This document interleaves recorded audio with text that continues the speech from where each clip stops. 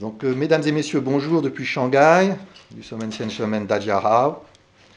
Je remercie Madame Béatrice Joyeux-Prunel, Madame Léa Saint-Raymond de leur invitation au séminaire Artlas et Monsieur Éric Lefebvre d'avoir accepté de partager la séance d'aujourd'hui avec moi. Une intervention d'une heure, un peu moins j'espère d'ailleurs, en deux parties. D'abord une présentation générale de notre sujet, les artistes chinois en France, bon, compris évidemment comme les Chinois à l'École nationale supérieure des beaux-arts de Paris. Ensuite, j'évoquerai des exemples qui illustrent particulièrement bien je pense, les rapports entre les archives et les collections. Quand je parle de collections, c'est essentiellement deux collections, celle des Beaux-Arts de Paris et celle du musée Subérong à Pékin, le Subérong Jinanguan.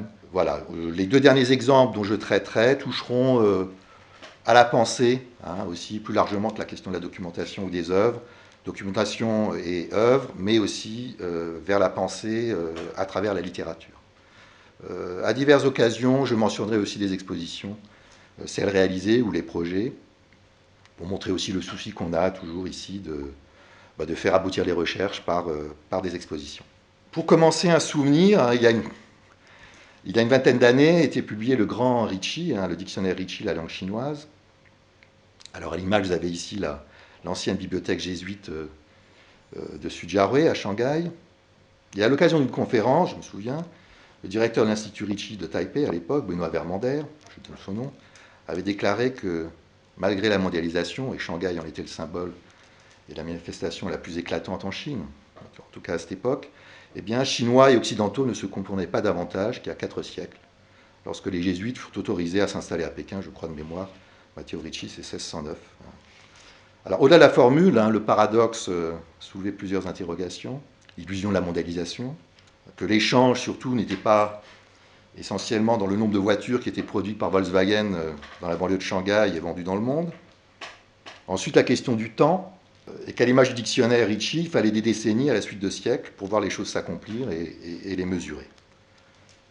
Enfin, même en partageant à certains moments des valeurs communes, les sciences, l'humanisme, on voit aussi que le dialogue se faisait entre des civilisations bien définies et non pas à travers le prisme d'une culture mondiale, au-dessus de ce que serait la culture chinoise, ou la civilisation chinoise, ou la civilisation française.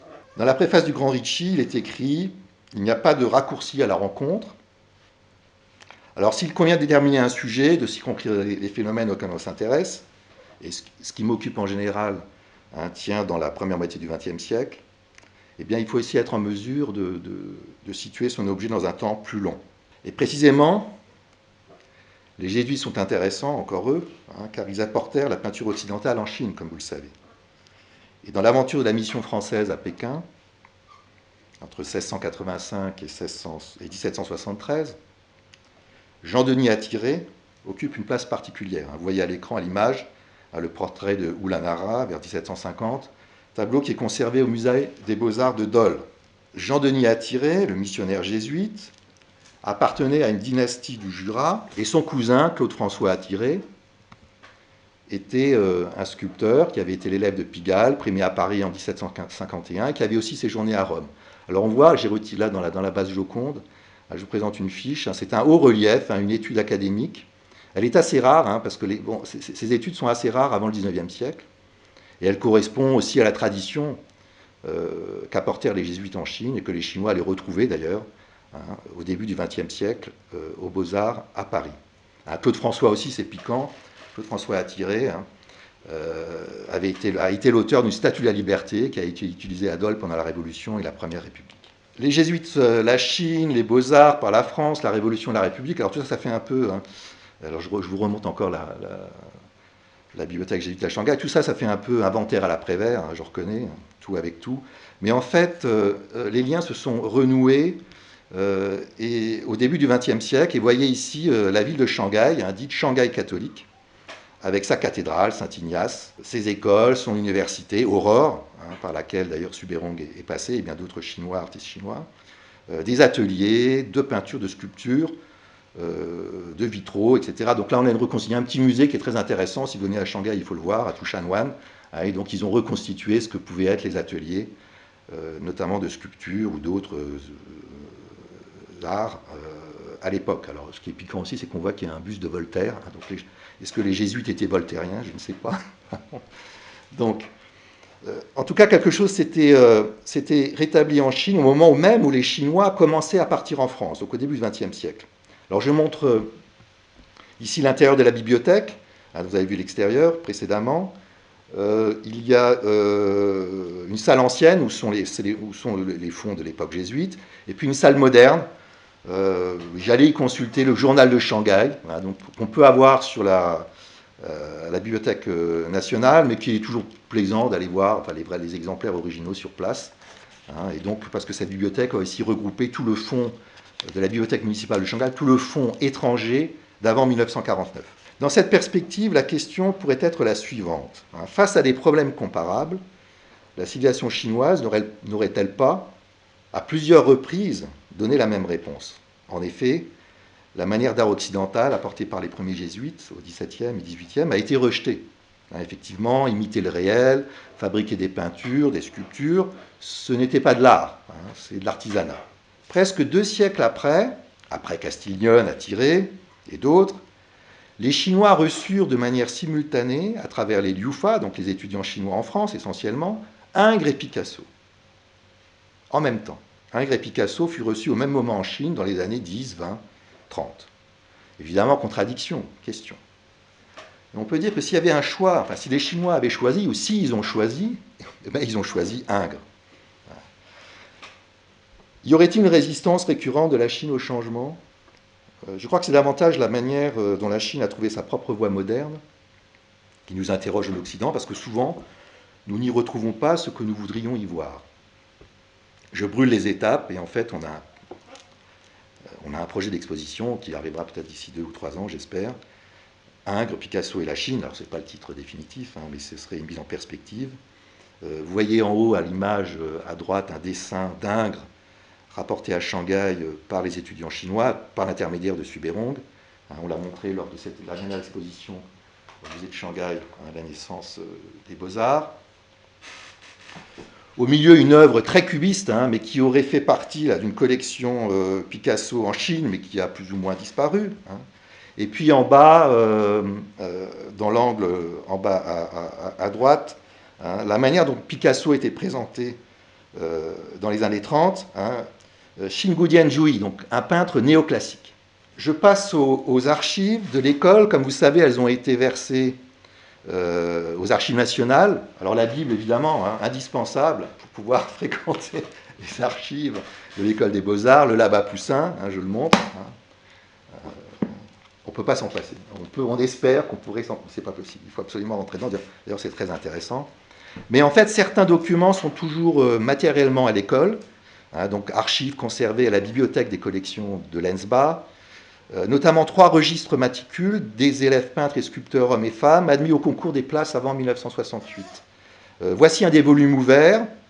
Le premier pour les hommes en peinture et sculpture, 1894-1925. On voit d'ailleurs ici Juppéon. Hein, j'essaie de faire marcher. Voilà. Juppéon est ici. Vous voyez, numéro matricule 75.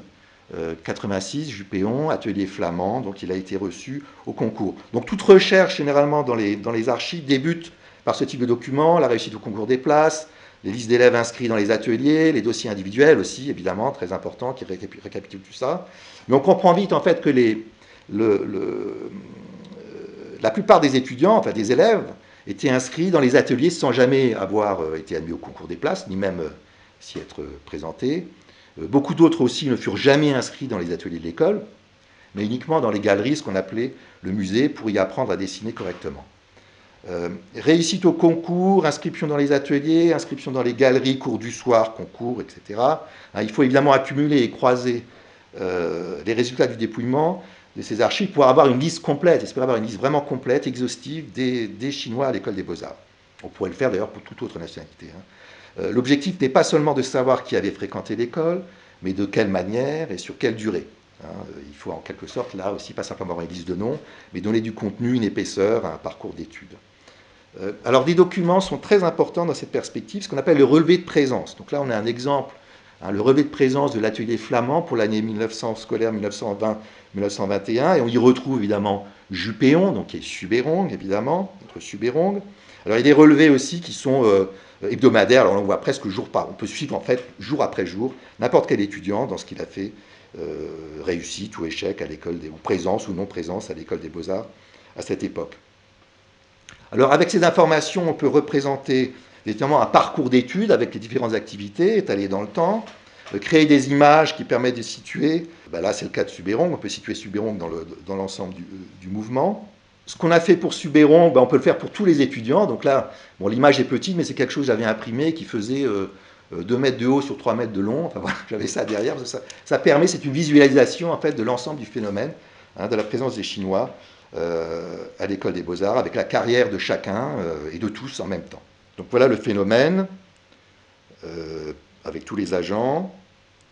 Alors tout ça évidemment fait un peu Bourdieu, je ne vous le cache pas, sociologie de l'art, que font les artistes, comment le font-ils et pourquoi le font-ils.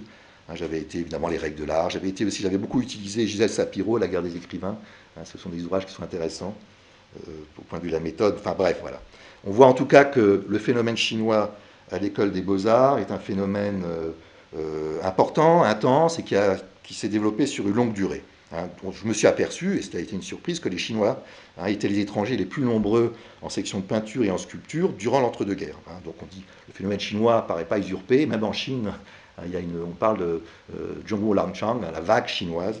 Bon, c'est un peu fort, bon, mais en tout cas, ça montre qu'il y a quelque chose d'assez fort qui s'est produit. Tout ça forme une toile de fond, une trame qui traduit une histoire cohérente, cohérente dans la mesure où effectivement elle suit l'histoire générale. On voit effectivement les creux avec les guerres ou des événements généraux, mais qui a aussi sa propre logique interne et son projet. Il y a un projet collectif. En tout cas, bon, j'y reviendrai. Autre élément important, l'intention, oui, parce qu'évidemment, pour s'inscrire dans les ateliers, ça traduit un choix. Et les choix signalent aussi des regroupements. Donc on peut voir, aussi bien avec Subérong et tous les autres, là j'ai utilisé le GFI, je me souviens, donc on peut voir qui est avec qui à quel moment, dans quel atelier, les uns avec les autres ou les uns contre les autres. Bon, ces choses-là ont des limites, mais enfin quand même ça montre un certain nombre de choses très intéressantes qu'on ne verrait pas autrement. Or, les stratégies individuelles et collectives furent au service d'un projet. Le projet artistique, je ne vais pas insister, mais il y avait 3 choses fondamentales. Qu'est-ce que sont venus chercher les Chinois à l'école des Beaux-Arts de Paris? Le dessin, donc dessiner, savoir dessiner de manière dessin réaliste, académique. Le corps, la figure du corps, donc globalement des hommes et des femmes nus, dans la tradition antique. Et puis, ces corps mis en mouvement dans la peinture d'histoire, le 3e élément. Mais ce projet artistique a aussi été un projet politique et éducatif. Et un personnage a été très important dans cette histoire, qui explique aussi ce phénomène et sa dimension, je dirais, idéologique. Tsai Yuen-pei, dès les années 1900-1910, il donna la priorité à la peinture réaliste, naturaliste, académique, scientifique, même si l'idée d'une synthèse sino-occidentale a pu un temps ouvrir sur des manières considérées comme plus modernes, et qu'en fin de compte, l'objectif principal était la rénovation de la peinture nationale, la peinture à l'encre. Alors là, on voit la revue, La Jeunesse, revue anarchiste, Xin Xin voilà. Donc, ce qui est certain, c'est que la Chine, à l'époque, en tout cas, s'est placée à l'école de la France, parce que les beaux-arts y avaient été mis au service d'un État centralisé, monarchique, puis républicain, autoritaire, puis démocratique, religieux, puis laïque. Alors que la Chine renonçait au système impérial, Révolution 1911, la France était un modèle. La France était une république installée, héritière de la Révolution de 89, de l'humanisme des Lumières, avec le programme Science et démocratie, celui de la nouvelle culture, mot d'ordre exprimé avec force en 1919.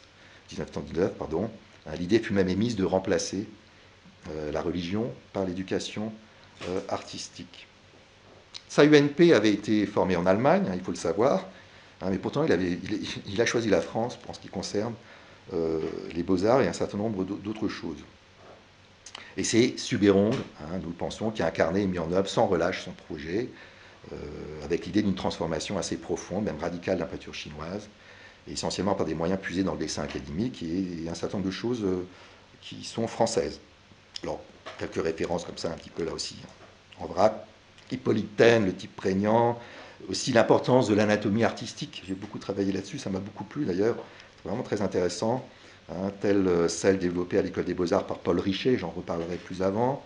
Alors là aussi, comme référence méthodologique, j'avais parlé de Michel Espagne, les transferts que vous connaissez bien mieux que moi. Transfert culturel, un élément étranger passe d'un espace à l'autre, et il est réinterprété d'une façon originale, au point de dire parfois le contraire que la source première. Enfin, en tout cas, on arrive à suivre la source et le cheminement, et comment l'élément passe d'un espace culturel à l'autre. Avec cette accumulation d'éléments, j'avais même émis l'idée de la crise française de l'art chinois. Évidemment, c'est un clin d'œil à Claude Dijon et la question entre la France et l'Allemagne. Je me suis permis. Voici une photographie de Subérong en 1933 au milieu des membres de l'Association des artistes chinois en France, au moment où il est de retour à Paris pour l'exposition d'art chinois organisée au Jeu de Paume, musée des écoles étrangères et contemporaines. Alors tous ces gens que vous avez sur la photo, avec Subérong ici au milieu, sont des étudiants, ou ont été des étudiants à l'école des Beaux-Arts de Paris, à une ou deux exceptions, à peu près. Alors cette crise française, Paul Valéry l'a décrite d'ailleurs. Alors je lis avec vous. En peu d'années, dans la préface du catalogue de l'exposition que Subérong avait organisée en 1933, avec Claude André Dezarrois, en peu d'années, les jeunes artistes chinois ont eu connaissance de l'ensemble des œuvres européennes. Ils sont en quelque sorte en possession de deux passés, le leur et le nôtre. Deux manières de voir prodigieusement différentes se présentent à l'artiste. Que fera-t-il? Quelles leçons peut-il retirer de nos musées? Quel ouvrage sera-t-il mené à bien avec nos brosses et nos couleurs broyées à l'huile? Alors, ce qui est intéressant, je remonte à côté la bibliothèque, parce que l'exemplaire, le seul exemplaire vraiment matériellement que j'ai vu, enfin la première fois du catalogue de l'exposition de 1933 au musée du Jeu de Paume, je l'ai trouvé par hasard dans la bibliothèque jésuite. Et ça m'avait étonné, je me dis tiens, d'ailleurs, je n'étais pas trop au courant. Je me promenais dans les rayons et clac, je tombe sur. Alors là, j'ai fait une copie sur le catalogue de l'exposition de 1930, l'exposition d'art chinois au musée du Japon en 1933.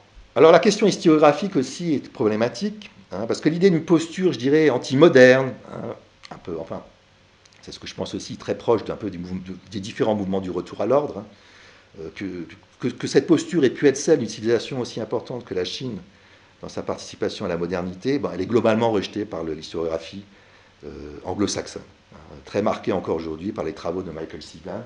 Donc évidemment, vous connaissez tous aussi cet ouvrage de Michael Sullivan. Il est aussi intéressant de voir l'ouvrage précédent qu'il avait publié en 1959, que j'ai ici dans les mains. Alors, la critique est assez féroce, surtout quand les Chinois revendiquent ouvertement leur attachement à la France, à la Révolution, aux Beaux-Arts, à David. Et Subérong, dans cette logique, devient la cible principale. Sullivan, en 1996, mais déjà en 1959, je lis avec vous, mais vous lisez bien mieux que moi l'anglais. Also, one modern Chinese painter expressed to me the opinion that Subérong had set back the development of Chinese art by 40 years. Alors après, c'est de la rhétorique, mais globalement, c'est l'opinion qu'il a de Subérong, quelqu'un qui a bloqué, figé l'évolution de l'art moderne chinois. D'autres choses sont plus difficiles à comprendre. J'avais été très surpris des analyses de Craig Clunas sur l'exposition de Strasbourg 2024, ou même, je monte les catalogues, ou l'exposition à Paris en 1925. Globalement, c'est quelqu'un qui n'a pas vraiment compris ce qu'avait représenté l'exposition de Strasbourg en 1924. John Clark aussi, John Clark dit à Sydney, je sais que ce n'est pas l'habitude de critiquer, je donne des opinions, parce qu'il y a des opinions assez tranchées au niveau historiographique, c'est intéressant de les connaître. John Clark dit, peu sédentaires, ces artistes chinois ne se focalisaient pas sur la France, en particulier ayant pour champ d'action l'Europe et le monde. C'est comme si Paris avait été fortuit, une étape pour des artistes déjà cosmopolites. Donc on voit qu'il y a une espèce de surévaluation de l'école de Paris, André Warnaud, 25, pour mémoire, et puis une sorte de préparation à l'idée de scène artistique internationale contemporaine. Alors dans ce jeu-là, je dirais le plus dandy et le plus moderne, et je regrette un petit peu le sort qui est fait là-dessus pour Chang Yu, pour San Yu, où généralement on le met en avant comme un dandy, etc. Je crois qu'il mérite mieux. Donc on a une sorte de grille de lecture comparatiste et libérale. Alors j'étais heureux de trouver dans l'Archicube de l'ENS un texte d'An Chen, du 17 décembre 2014, où elle connaît le sujet bien mieux que moi, elle dénonce les ravages du comparatisme sur la Chine. Elle dit le comparatisme, ça peut être un point d'arrivée, mais surtout pas un point de départ. Parce que le comparatisme, c'est à la fois rendre la Chine banale, passer au crible de la modernité, comme un QCM, on coche les cases, ça oui, ça non, voilà. Et puis de l'autre côté, alors, où la Chine devient complètement étrangère, exotique, intouchable. Passons au cas illustrant le rapport le plus direct entre documents et collections, entre archives et œuvres. Voilà à quoi ressemblent les collections du musée Suberong, le Suberong Jinenguan à Pékin. Alors on a des dossiers, les œuvres sont classées par dossier. Alors technique, bon, évidemment le médium, peinture à l'huile, encre, calligraphie, mais surtout par sujet. Vous voyez, alors, les chats, les chevaux, les coqs, tout ça c'est assez, on met les coqs avec les coqs, les chats avec les chats, enfin, une espèce de classification qui est assez intéressante et assez courante. Dans les dessins, je voyais là aussi beaucoup de dessins, près de 800 dessins, et parmi eux, le dessin 133. Alors les dessins 133, là aussi on voit qu'il n'y a pas d'ordre dans les dossiers, parce qu'on a une académie qui a été réalisée à la fin de la carrière de Suberong quand il était rentré en Chine, alors qu'ici on voit effectivement une étude très intéressante dont on peut légitimement soupçonner qu'elle a été faite en France. Donc, ce dessin 133 du musée Suberong, il correspond exactement au FDA 205 des collections de l'École des Beaux-Arts de Paris. FDA 205, le Discopole au repos, par Emma Eugénie Julien, élève d'Imbert. Alors, dans le jugement du 24 juin 1922, première seconde médaille du concours de figures dessinées, d'après l'antique, le moulage, pierre noire sur papier clair, 62,5 sur 47,6 cm. Évidemment, le dessin de Suberong est complètement analogue. Donc le dessin de Suberong n'est pas un travail d'atelier, mais c'est aussi un dessin qui a été réalisé dans le cadre d'un concours. En conséquence, logiquement, le dessin 133 serait celui que Suberong réalisa lors du concours d'admission d'avril 1921 pour passer l'épreuve obligatoire de dessin d'après l'antique. Donc à un an d'intervalle, la jeune Emma Julien a occupé exactement la même place que Juppéon, dans la même salle et face au même moulage. Alors d'autres éléments confirment l'hypothèse, le format de la feuille, employé aux dimensions conformes à celles demandées par les concours, et puis surtout ici, on voit le chiffre numéro 6. Ce chiffre inscrit au crayon bleu sur le dessin est un élément décisif. Il indique en fait le rang obtenu par Suberong à l'épreuve de dessin lors du concours. On le voit très précisément dans les archives. Archive AJ52, je ne ressors pas le Labapoussin, enfin voilà, AJ52 1011. Résultat au concours d'admission 1887-1928. Tableau des notes et tableau des admis. Alors en vérifiant les résultats, effectivement, très précisément, alors vous voyez Juppéon, il est là, voilà, atelier flamand, il a reçu 19,5, qui est une note de 19,5, donc c'est-à-dire qu'il est sixième dans un classement dont le premier a toujours 20, et les notes après décroissent de dixième en dixième de point.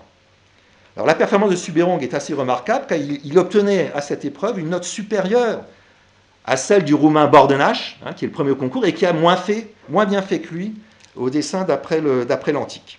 Mais attention, ce dessin n'est pas un travail de création, c'est bien un travail d'exécution.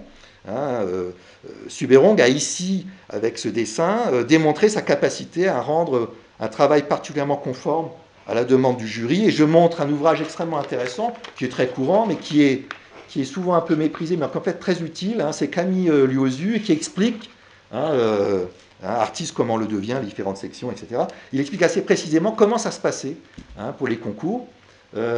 D'autant que, bon, l'ouvrage date de 1934, mais il a été élève au même moment que Suberong. C'est un ancien de l'atelier Cormont. Je montre des choses qu'il faut absolument pouvoir regarder si on s'intéresse à ce sujet. Alors évidemment, le jeu consisterait maintenant à pouvoir trouver le dessin de la première épreuve, celle du dessin d'après le modèle vivant. Et malheureusement, là, il faudra aller au musée, vraiment voir les dessins, retourner, etc. Je ne désespère pas, un jour. Un autre exemple, avec un autre type de document, une photographie.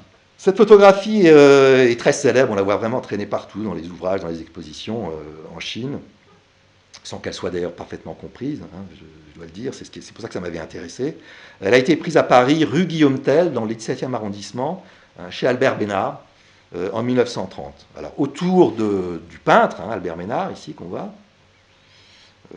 Alors, Albert Bénard, à l'époque, hein, académicien des Beaux-Arts et académicien français, hein, les deux. Directeur de l'École nationale supérieure des Beaux-Arts, également. Alors on voit un groupe de Chinois. Il y a bien un groupe. En costume clair, Liu Raisu, hein, devant, le chef.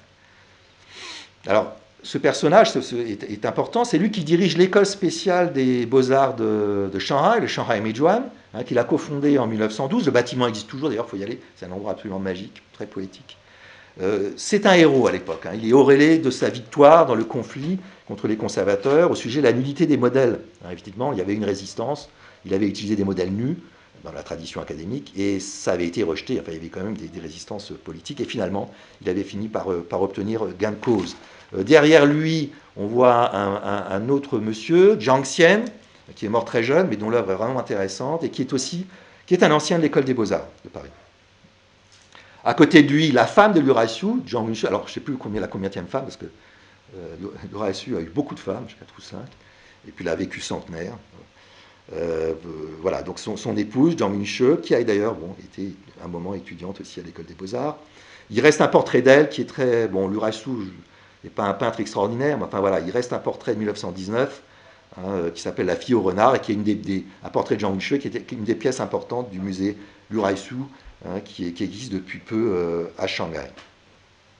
À droite, Fu Lei, hein, donc, qui est un littérateur, à l'époque, mais qui est devenu ensuite, par la suite, comme vous le savez, un des grands passeurs de la littérature française et de la pensée française en Chine. Ça a été un des grands traducteurs du chinois vers le français.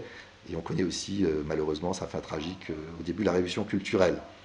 Alors cette image hein, ancienne étonne toujours aujourd'hui, parce qu'évidemment, il y a un contraste. On voit Bénard, olympien, en même temps avec un détachement sympathique. Et puis il est un peu comme entouré par une espèce de bande de Zazou. Bon, Zazou est un peu précoce, puisque ça date de 1933. Enfin voilà, ils font tous un peu Zazou, je sais pas, un peu gangster, peut-être pour Liu Raisu, je lâche le mot. Entre 1929 et 1931, Liu Raisu faisait un voyage officiel en Europe et en France avec le projet d'une grande exposition d'art chinois en France, qu'il n'organisera pas. Il n'arrivera pas à la faire. Il monte aussi une association des artistes chinois en France, qui fera long feu, qui ne durera pas. Liu Raisu voulait utiliser 200 œuvres tirées de la première exposition nationale des Beaux-Arts, qui s'était ouverte à Shanghai le 10 avril 1929, et à laquelle il avait beaucoup contribué avant son départ en France. Alors, si tous les projets collectifs publics en France sont tombés à l'eau hein, pour Liu Raisu, il n'en est pas de même de ses projets personnels. Et fin septembre 1929, un de ses anciens tableaux qu'il avait ramené, Tianmen, hein, peint en 1922, il l'a apporté en France et il a réussi à le faire retenir au Salon d'automne. En 1930, comme on l'a vu, il rencontre Bénard et immédiatement il se fait inviter à présenter des œuvres au Salon des Tuileries. Mais l'épisode capital a eu lieu le 1er juin 1931, quand s'ouvre une exposition personnelle de Liu Raisu dans une galerie parisienne qui s'appelle la galerie Kleiman. Alors là aussi, on trouve le catalogue, hein, il est disponible, intéressant. Alors d'après les textes chinois, la manifestation aurait eu le soutien direct de Bénard. Bénard aurait été présent, jouerait la puissance invitant. Je crois que c'est faux. Hein. Bon, dans ce que dit Liu Raisu, il y a beaucoup de choses qui sont... Il faut séparer le vrai du faux. Parce qu'il a vécu très vieux et donc il a beaucoup écrit sa légende en disant beaucoup de choses à son avantage et plutôt au désavantage des autres. Donc évidemment, dire que Bénard était là, bon, je ne pense pas. Parmi les 40, par contre, Louis Laloy, il y a un petit catalogue. Louis Laloy, qui est connu pour d'autres raisons aussi, a fait un texte intéressant.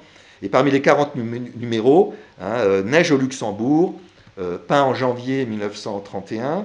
Et c'est le tableau qui a été acquis par André Dezaroy pour le musée du jeu de paume. Et ça, je suis très content parce que je montre le catalogue de l'exposition d'Éric Lefebvre, artiste chinois à Paris. J'ai eu la chance de pouvoir être en France pour voir l'exposition, et quand on rentrait, de voir le tableau, bon, voilà, c'était une émotion quand même forte. Donc ce tableau fut la première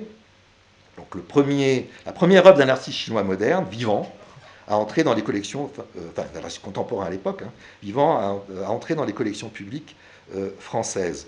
Alors à son retour en Chine, une exposition fut organisée en octobre 1932, à Shanghai, une exposition alors, modestement, hein, Liu Raisu toujours, l'exposition des œuvres du voyage en Europe de Liu Raisu.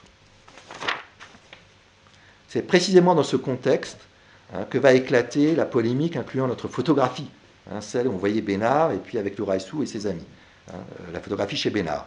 Et cet épisode sera le début d'une guerre entre Liu Raïsou et Subérong qui durera des décennies. Je dis guerre, c'est-à-dire que c'est vraiment... Et cette guerre se poursuit encore aujourd'hui. C'est-à-dire qu'il y a les gens autour de, qui soutiennent plutôt Liu Raïsou, ceux qui sont plutôt Subérong, et puis la communication reste très difficile entre les deux groupes.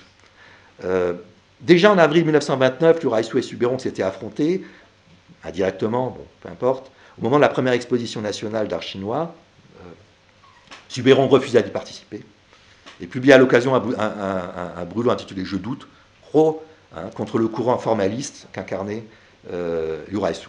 Alors c'est là aussi où on lui a beaucoup reproché, Subérong dit que Renoir, Matisse, tout ça c'est vulgaire, enfin bon, bref, bon, j'en parle pas ici, mais enfin, il y a des raisons, évidemment, c'est une stratégie. 3 ans plus tard, à l'occasion de l'exposition d'octobre 1932, celle de Liu Raïsou, 225 œuvres présentées et vendues, quand même, modestement, là encore une fois, Liu Raïsou. L'écho médiatique fut considérable, avec des éditions spéciales dans les grands quotidiens, les magazines, qui touchaient toutes les couches de la bourgeoisie locale et nationale. Dans l'édition du 16 octobre 1932 de Shanghai Pictorial, Shanghai Huapao, Jiang Jieshi, donc Chiang Kai-shek lui-même, publia une dédicace personnelle, le leader du Parti nationaliste, le leader de la République, une dédicace personnelle en l'honneur de Liu Raïsou. Or, le 3 novembre 1932, Subérong fit paraître un premier article dans le journal Shenbao. Il lançait une première torpille, passez-moi la métaphore, contre le porte-avions Liu Raïsou. Le texte avait été soigneusement préparé, objectif très clair, faire tomber le masque de Liu Raïsou et montrer au contraire le vrai visage de Subérong.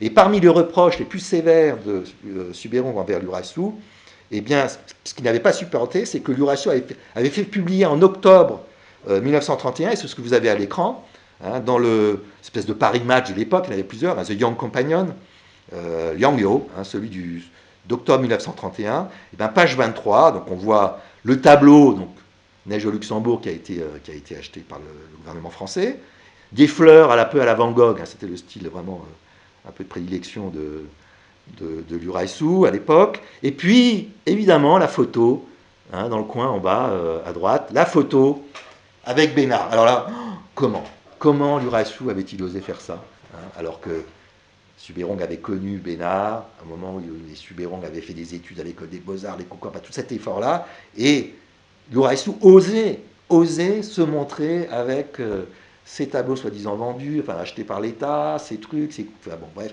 Donc là, c'était trop, et donc Subérong n'avait pas supporté.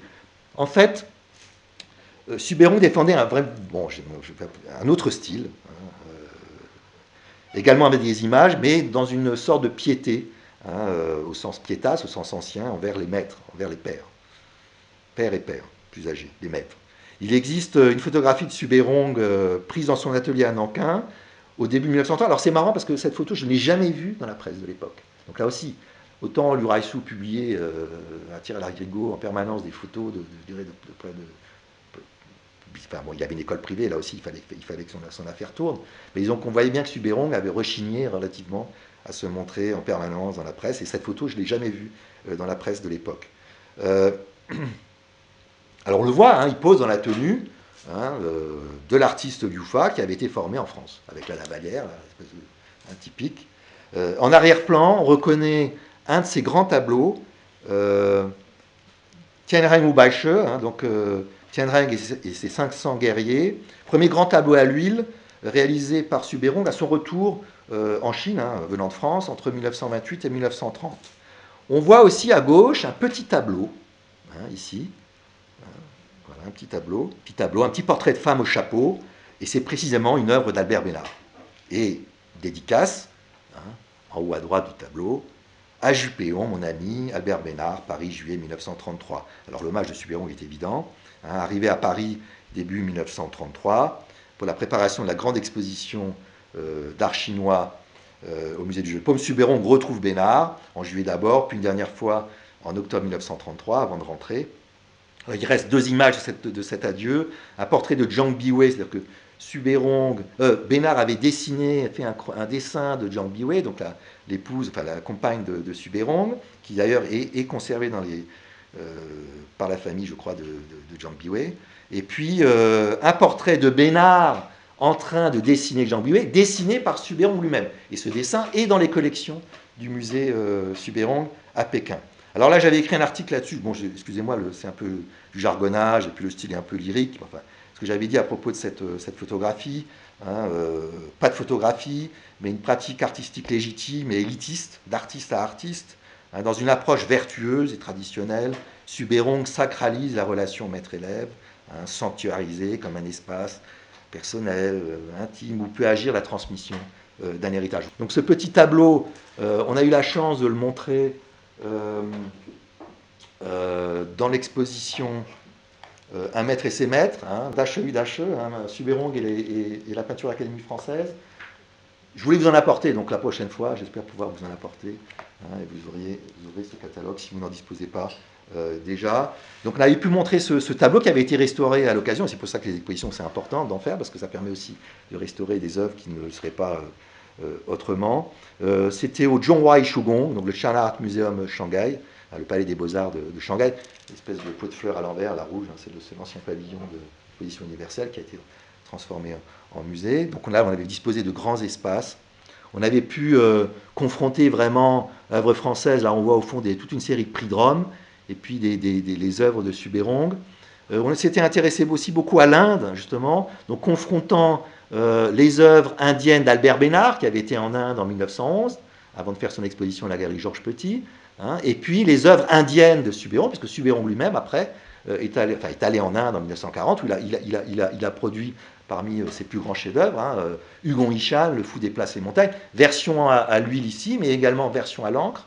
Donc on rapprochait comme ça, et ça faisait sens, la production indienne de Bénard, et puis la production indienne de Subérong. Alors on avait obtenu un tableau de Bénard du musée d'Orsay, des études préparatoires de Bénard, de Subérong, mis côte à côte. Et ici, donc, le petit dessin de Bénard, hein, qui avait été Bénard dessinant Jean Biouet, très âgé, et Subérong le dessinant en train de faire. Et donc ce dessin est conservé dans les collections du musée Subérong, on a pu le montrer. L'idée aussi, c'était de pouvoir, et c'est aussi un souci qu'on a immédiatement eu en faisant les expositions, de pouvoir, je dirais, intercaler éventuellement et placer côte à côte des encres chinoises et des huiles, ce qui n'est pas toujours le cas, parce que généralement, vous savez, les encres, vous savez, elles sont mises dans des grandes vitrines, les unes à côté des autres, avec une distance. Bon, je comprends, il y a des principes de conservation. Enfin, là, on avait trouvé un système intéressant où on pouvait à la fois protéger les encres et puis montrer à côté des œuvres occidentales, là, des prix de Rome, hein, sur un sujet qui était, je crois, la Terre ne ment pas. Enfin, bon, des choses comme ça, le retour à la Terre, des sujets typiques du retour à l'ordre, ou des retours à l'ordre dont je parlais, hein, le rejet de la ville, etc. On avait un très beau prix de Rome de Marias, ici c'était, j'ai oublié, qui faisait un fresquiste très connu. Voilà, bon, et puis d'autres choses de Lucien Simon. Enfin, voilà. En tout cas, c'était intéressant de pouvoir présenter ensemble des œuvres vraiment côte à côte, des œuvres chinoises, même des encres, et des œuvres occidentales à l'huile. Suis-je dans les temps? Oui. Donc je poursuis. Alors là, relation entre des œuvres, toujours œuvres, collections, mais vers la pensée à travers la littérature. C'est un peu dépasser la simple relation archive, œuvre. Voilà, donc dépasser, aller vers la littérature en travaillant sur la littérature. Vers la pensée à travers la littérature. En 1924, Subérong traita un sujet gréco-romain pour une peinture d'histoire. Vous l'avez à l'écran, Androclès et le lion. Alors, l'hypothèse que j'avais émise, mais c'est... Pardonnez-moi, c'est qu'en fait, il s'agit du prix de Rome que Subérong a réalisé et qui s'est donné à lui-même.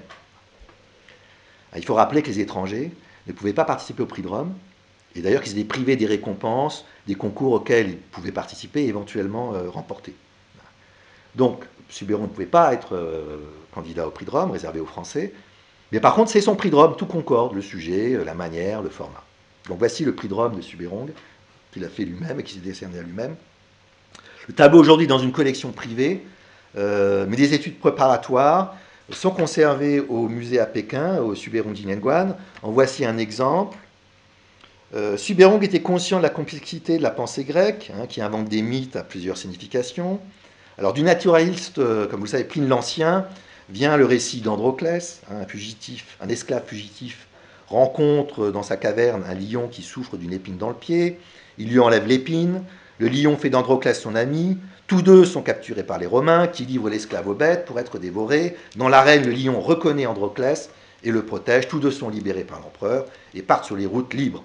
Subérong a peint la scène de la rencontre dans la caverne, le début d'une grande amitié, poursuit autant que les chevaux, les lions aspirent à la liberté. Le sujet d'Androclès et le lion, l'homme et le lion, fut traité pour le Grand Prix de Rome, et celui a pu s'inspirer des maîtres, d'anciens maîtres de l'école. Jérôme a traité ce sujet en peinture et en sculpture, même Daniel Bouvray, etc.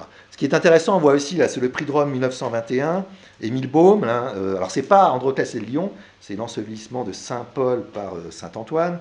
Le sujet est différent, mais enfin, on voit quand même des éléments communs, tout ça, c'était dans l'air. Subéron fut aussi inspiré par une peinture chrétienne de Rembrandt, le Christ et Madeleine, Nolime Tangere, les deux personnages devant une caverne, dans la position d'Androclès et son lion. Un dessin d'ailleurs préparatoire montre que cette étude d'Androclès a été faite au verso, au dos d'une carte postale d'après Rembrandt de ce Nolime Tangere qui est conservé au musée de Brunswick. Alors ici, je vais reprendre des éléments de Emmanuel Schwartz, parce qu'il a écrit un article, une communication et un article qui devrait être publié sur cet aspect-là de Nouli Hucheux, donc de l'esclave et le lion. Pour mémoire, le sujet d'Androclès avait été valorisé par la Révolution française, parce que l'esclave fugitif incarnait le désir de liberté. La déchristianisation du sujet religieux, redevenu un dialogue entre l'homme et le lion, s'explique aussi. Dans une comédie, Androclès and the Lion, 1913, Bernard Shaw a fait d'Androclès non un esclave, mais un chrétien. Enfin, tout ça, c'est justement... Cette comédie fut montée en Suisse, en Allemagne, en France, par le metteur en scène russe Georges Pitoyev. C'était la troupe Pitoyev. À un moment, il y avait même Michel Simon qui apparaît au début de sa carrière. Subéron l'a probablement vu à Paris. Parce que Subéron était vraiment un amateur d'opéra et de théâtre. En tout cas, il a dû en entendre parler, il a dû voir des images qui étaient publiées dans la presse. À la fin, on le voit, Androclès et le lion dansent ensemble. Ils sont libérés par l'empereur, non en tant que chrétiens, mais en qualité d'êtres de comédie. Alors, les comédies de Bernard Shaw étaient bien connues des intellectuels chinois, Lu Xun particulièrement, et pour cette raison, Shaw, comme socialiste, fut invité à Shanghai en 1933. On voit à l'image ici les personnages principaux de cette rencontre. Sun Qingling, la veuve de Zhongshan, Lu Xun, ici, qu'on voit à droite, et puis au milieu, Tsai Yuanpei.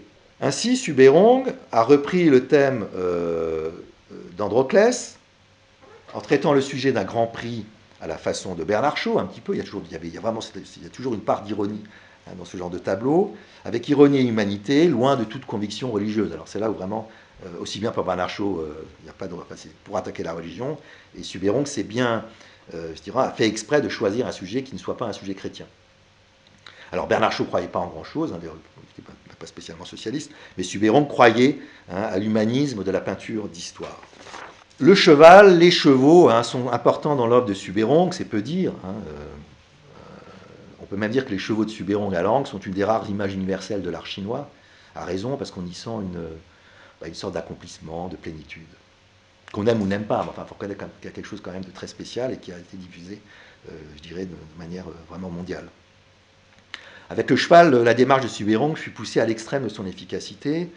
Tout cela participa d'un système sur le plan artistique et sur celui de la pensée qui nous amène au symbolisme à travers Paul Valéry. Concrètement, il s'agit de montrer la relation qui existe ou qui existerait entre ces trois images. Donc le dessin 777, réaliste, académique, réalisé en France par Subérong vers 1925.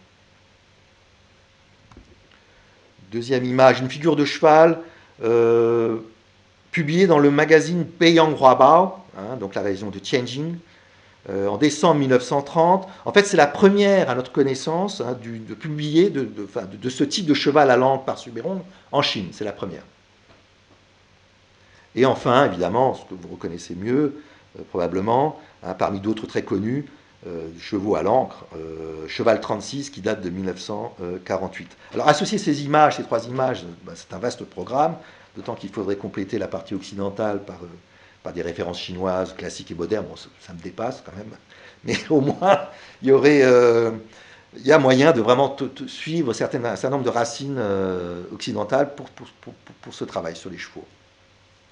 Et dans cette perspective, le dessin 777 est un document exceptionnel, au point que notre réflexion d'aujourd'hui repose d'abord sur une phrase qui accompagne l'œuvre. Effectivement, en français est écrit, de la main de Jupéon, de Subéron lui-même, au crayon dans le coin supérieur gauche, je lis, « Ô vivre, n'est qu'à épuiser mon effort, atteindre ou éteindre, il y a une ambiguïté, ma conscience, anéantir mon être. » Alors évidemment, cette phrase n'a pas de rapport évident avec le sujet du dessin, mais une fois qu'on a réalisé qu'elle est inspirée d'un poème de Paul Valéry, l'ensemble prend toute une autre couleur, un sens bien différent. En effet, les mots de Subérong sont une citation du cimetière marin et de l'exergue de Pindare qui précède le poème de Paul Valéry. Alors évidemment, la traduction de l'exergue de Pindare par Puech est la plus connue, elle date de 22. Ô mon âme, n'aspire pas à la vie immortelle, mais épuise le champ du possible. Paul Valéry lui-même, on l'a retrouvé dans ses papiers, une traduction qu'il avait faite lui-même au cours de l'été 1920. Elle est intéressante, elle ressemble plus à la phrase de Subéron. N'applique pas, ô mon âme, ta recherche à la vie immortelle, mais capte les sources même de l'effort humain. Alors c'est marrant parce qu'en termes de concomitance, c'est intéressant, alors que Paul Valéry s'apprête à publier le cimetière marin, qui traduit Pindare, bon, parce que dans la première version du cimetière marin, il n'y avait pas l'exergue, mais enfin après il l'a mise parce qu'il travaillait dessus. Et bien au même moment où Paul Valéry travaillait sur le cimetière marin, Subéron entamait à l'Académie Julian sa formation préparatoire en dessin pour entrer à l'École nationale supérieure des beaux-arts de Paris. Résumons, le dessin naturaliste et la mélancolie à l'antique, formé chez Subéron à Paris, un espèce d'accord artistique et mental. Le dessin réaliste naturaliste a permis que Subéron puisse réaliser finalement ses encres de chevaux, que nous osons qualifier de symbolistes. Ces encres de chevaux, oui, on peut dire, elles ont une dimension symboliste. Comment? Cette hypothèse ressort de la confrontation de Subéron avec la manière dont le cheval était traité par les beaux-arts et la méthode d'enseignement académique. D'un côté, le modèle antique en plâtre, et de l'autre, comme il est difficile de faire poser un cheval, toute une documentation qui relevait de l'anatomie artistique. Pour les modèles antiques, il y avait la cour vitrée, vous la connaissez, cette forêt de moulage qui a disparu, mais dont on a encore la mémoire, et on reconnaît aisément les chevaux de Saint-Marc, mais aussi, et tout un tas d'autres exemples de chevaux antiques ou plus récents, mais également, évidemment, tout l'ensemble de la frise des Panéténées, du Parthénon, disposé dans la galerie de la cour du Mûrier, autre espace de l'école des Beaux-Arts très fréquenté par les étudiants, qui faisait partie de ce qu'on appelle les galeries, le musée. Le résultat le plus visible de cette inspiration, c'est Zhu Fangao. Zhu Fangao, œuvre grande peinture d'histoire à l'encre, chinoise, œuvre la plus importante qu'il exposa à Paris, justement, enfin, œuvre personnelle au musée du jeu de paume en 1933. Or, la phrase va vous paraître un peu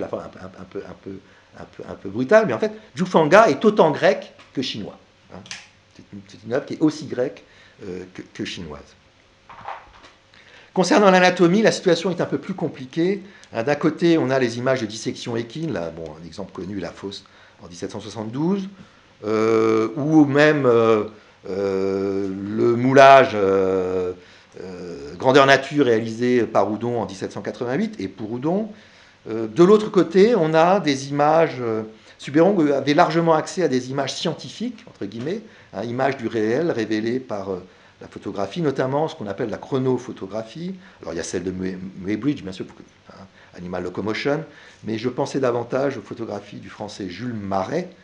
Toutes ces images étaient utilisées par les élèves, par les artistes, par Paul Richet aussi, le grand professeur d'anatomie artistique de l'école des Beaux-Arts à la fin du 19e et au début du 20e siècle.